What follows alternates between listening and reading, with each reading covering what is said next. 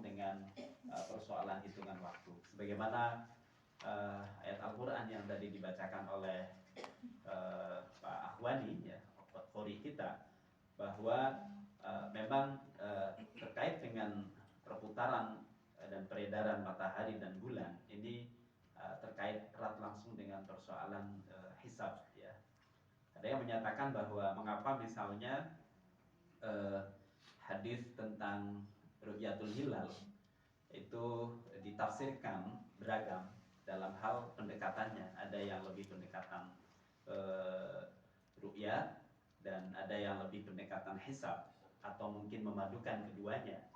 Apapun isunya, yang jelas bahwa ilmu hisab dan ru'yah ini dua-duanya sangat penting untuk terus kita kolaborasikan. Karena kalau dalam dunia keilmuan itu ada teori ilmu, ada juga implementasi dari teori itu berupa penelitian empiris, ya. Jadi Ru'yatul Hilal itu bisa menjadi sebuah pembuktian terhadap teori ilmu yang ada di ilmu hisab. Karena kalau tidak ada pembuktian berupa pengamatan langsung, itu bisa saja sebuah teori mengalami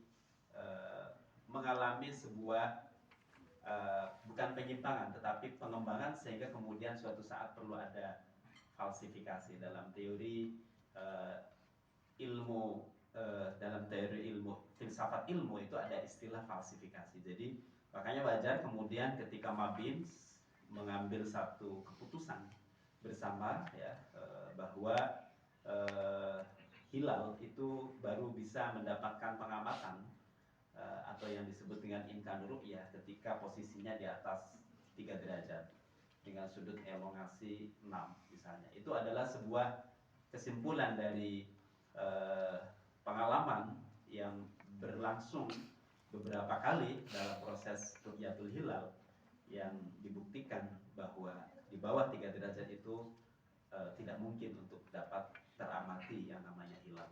Jadi saya kira keilmuan hisab dan ru'yah ini penting untuk terus kita kembangkan, tidak hanya sebagai warisan hasanah keilmuan Islam, tetapi juga menjadi syiar bagi kita dalam Islam, sehingga kemudian tidak ada alasan bagi kita untuk terus menciptakan kader-kader baru dalam tenaga hisab dan ru'yah. Tentu banyak sekali isu-isu yang terus berkembang terkait dengan hisab dan ru'yah. Misalnya tentang terbitnya fajar, gitu ya, fajar sodik, fajar kazib, dan seterusnya. Itu ada hitungan-hitungan hisab yang tentu para kader-kader ini harus bisa menjawab pertanyaan di tengah masyarakat. Misalnya ketika, apalagi sekarang sudah era di mana informasi begitu mudah diakses, yang tentu tidak semua informasi itu benar, gitu ya.